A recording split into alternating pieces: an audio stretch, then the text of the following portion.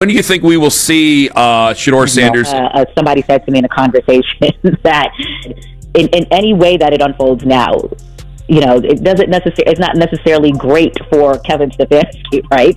I mean, it's so if he comes in and he plays well, then if he doesn't come in and the team is not doing well, just in one of the conversations I was having, it was an acknowledgement of it being kind of under a hard rock in any of those angles, right? So I don't know. I think that there is some acknowledgement of some of the things that I'm saying that I brought up, but at the same time, it's still under Kevin Stefanski's thumb for him to,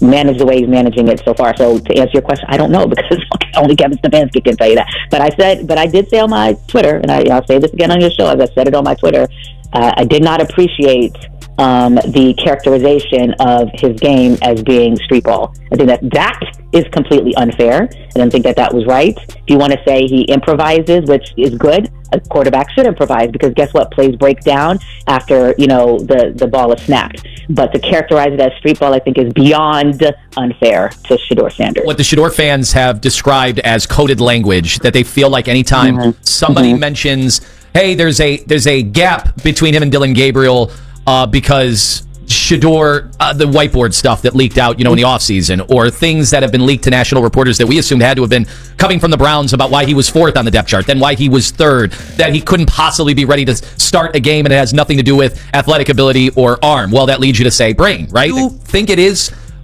been unfair language how we have talked about Shadeur Sanders in the lead up to whenever he eventually gets to get on the field? Do you think that there have been some things that have come out that are worthy of critique or checking, when they come out, just to be cognizant of how those things create a narrative that I do think is unfair, because just looking back at how he performed at Colorado, I mean, he was the quarterback on the other end of those passes to Travis Hunter and whoever else that, looked great, that, performed great under pressure with offensive lines that were breaking down, with scenarios that weren't always perfect, and keeping us calm and keeping us cool. I mean, and I'm not just saying that as a reporter who hasn't been there. I was at the, pro day, I've watched the games, I've interviewed him in person. So this also comes from those interactions and those observations as well.